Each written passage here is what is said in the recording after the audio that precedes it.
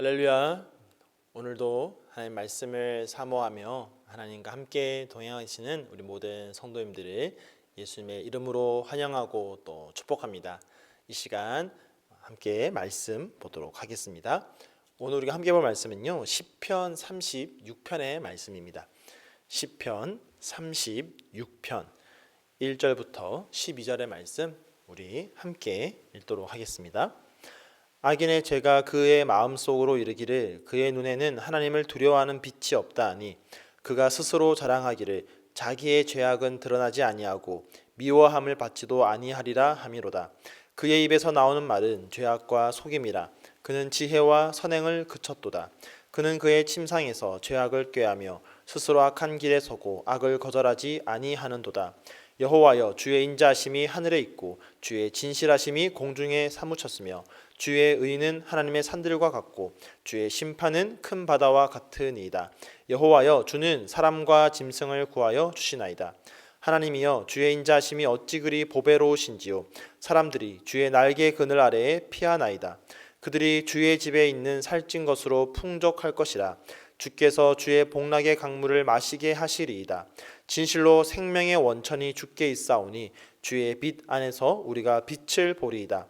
주를 아는 자들에게 주의 인자하심을 계속 베푸시며 마음이 정직한 자에게 주의 공의를 베푸소서. 교만한 자의 발이 내게 이르지 못하게 하시며 악인들의 손이 나를 쫓아내지 못하게 하소서. 악을 행하는 자들이 거기서 넘어졌으니 엎드러지고 다시 일어날 수 없으리로다. 아멘. 말씀을 위해서 함께 기도하겠습니다. 사랑과 은혜가 충만하신 하나님 아버지, 오늘도 우리의 삶에 함께 하시며 주님 되심을 나타내 보여주셔서 감사를 드립니다. 그 주님 앞에 우리는 자녀답게 또 백성답게 우리의 온전한 모습을 올려드리며 살아갈 수 있도록 오늘도 말씀으로 깨닫게 하여 주시옵소서. 감사드리며 예수님의 이름으로 기도드립니다. 아멘. 오늘 우리 함께 보게 되는 시편 36편의 말씀을 보면 크게 세 단락으로 나눌 수가 있습니다. 1절부터 4절까지 그리고 5절부터 9절까지 마지막으로 10절부터 12절까지 이렇게 나눌 수가 있는데요. 1절부터 4절까지에서는 이 악인의 모습을, 그리고 5절부터 9절까지는 의인의 모습을, 마지막으로 10절과 12절까지는 그 악인과 의인이 받을 심판과 축복에 대해서 이야기를 해주고 있습니다. 이처럼 악인의 모습 또 의인의 모습을 대조하면서 설명을 해주고 있죠. 다시 한번 처음부터 보면 1절부터 4절까지 보면 이 악인의 모습 속에서 그 악인이 짓는 죄가 근본적으로 어디로부터 나오는가를 이야기해주고 있습니다. 그 근원적인 뿌리가 어디에 있느냐?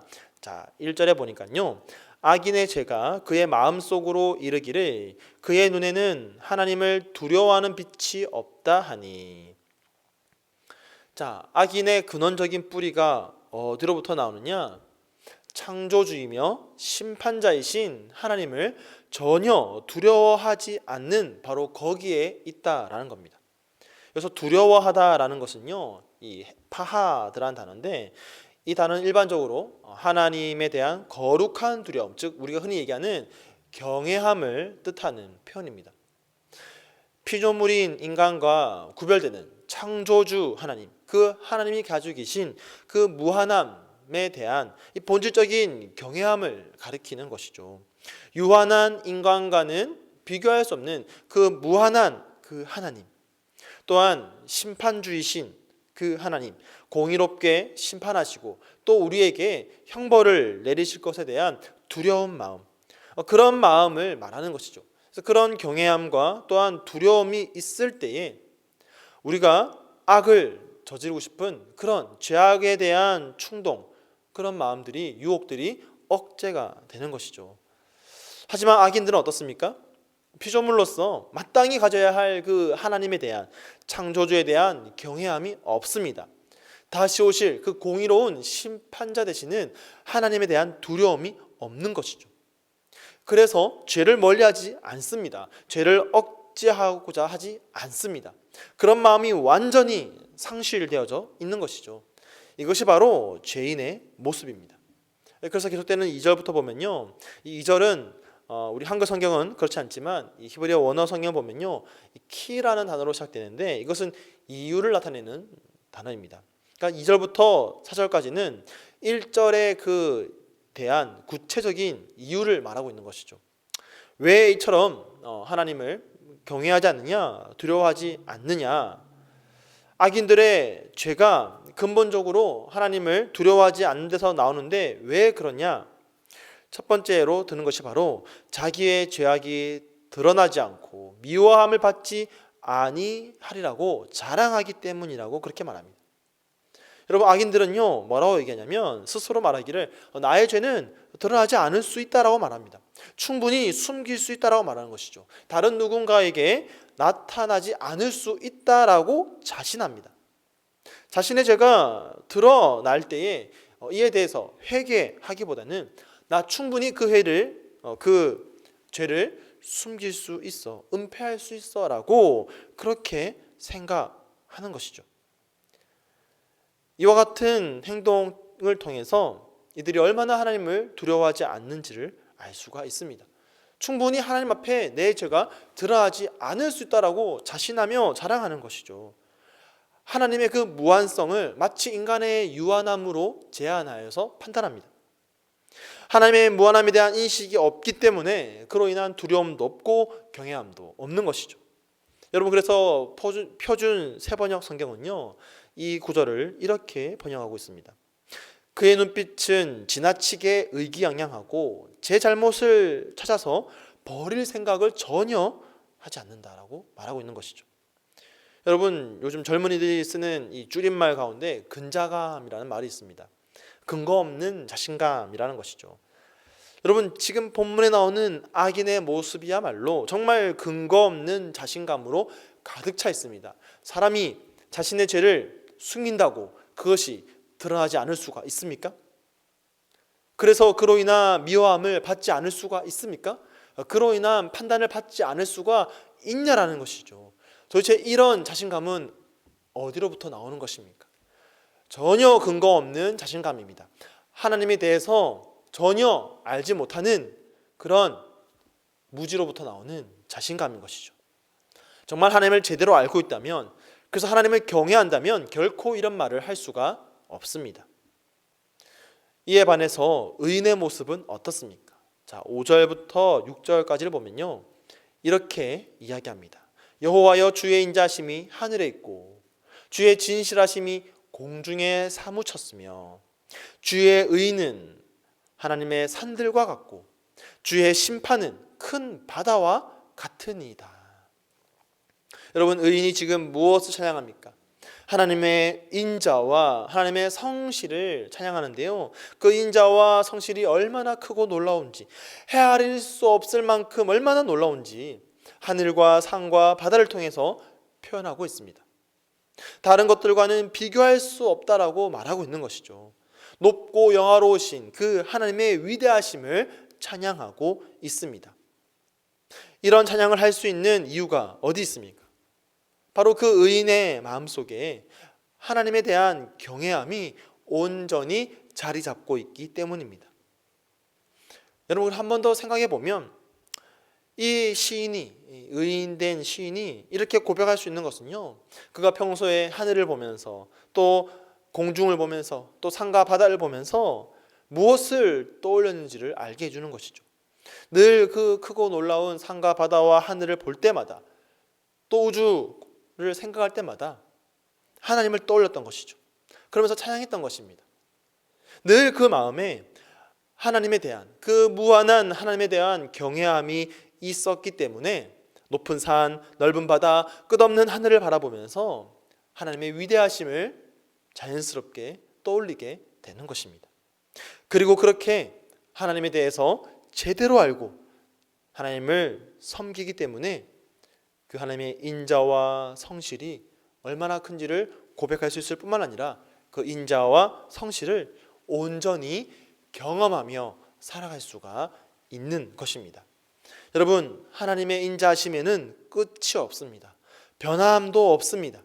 그 인자가 오늘 주님을 찬양하며 겸손하게 그 안에 거하는 우리 모두에게 동일하게 임하십니다. 우리가 때로는 주님 앞에 불순종할지라도 주님을 경외함으로 다시 돌아와 그 인자하심에 기대면 주님은 우리의 모든 죄와 허물을 그 인자와 또 성실로 덮어 주십니다. 여러분, 그렇기 때문에 오늘 우리는 다시 한번 우리를 돌아보아야 할 필요가 있습니다. 사랑하는 성도 여러분, 지금 우리의 모습은 이 두 사람 가운데 어떤 자의 모습과 닮아 있습니까? 악인의 모습과 닮아 있습니까? 아니면 의인의 모습과 닮아 있습니까? 사랑하는 성도 여러분, 저와 여러분은 하나님으로부터 의롭다 칭함을 받은 자들입니다. 그런데 얼마나 그 의인의 모습답게 살아가고 있는 것인지 다시 한번 우리는 우리 자신을 이 하루 동안 돌아보기를 원합니다. 만약 우리에게 하나님에 대한 경외함이 없다면, 만약 우리에게 하나님의 인자와 성실에 대한 감격이 없다면 우리는 의인이라고 칭함받고도 여전히 옛사람의 모습으로, 여전히 악인의 모습으로, 여전히 죄인의 모습으로 살아가고 있는 것입니다. 죄를 지으면서도 하나님은 모르실 거야 라고 생각하거나 사람의 눈만 속이면 된다라고 생각한다면 여러분, 그것은 이미 우리 안에 하나님에 대한 경외함이 사라지고 없는 것입니다. 마치 악인의 모습과 같은 것이죠. 하나님이 우리와 함께하고 계시고 영원한 인자와 성실로 우리와 함께 하시는데 만약에 우리가 여전히 불안과 걱정과 염려 속에 살아간다면 이것 또한 여전히 우리는 옛사람의 모습으로 살아가고 있는 것입니다. 사랑하는 성도 여러분, 하나님을 경외함으로, 하나님을 두려워함으로 죄를 미워하고 멀리하는 저와 여러분 되기를 간절히 축복합니다. 동시에 우리의 마음속에 있는 모든 죄짐을 벗어버리고 인자와 성실이 영원한 그 주님과 함께 참 평강을 누리며 살아갈 수 있는 저와 여러분 되기를 간절히 축복합니다.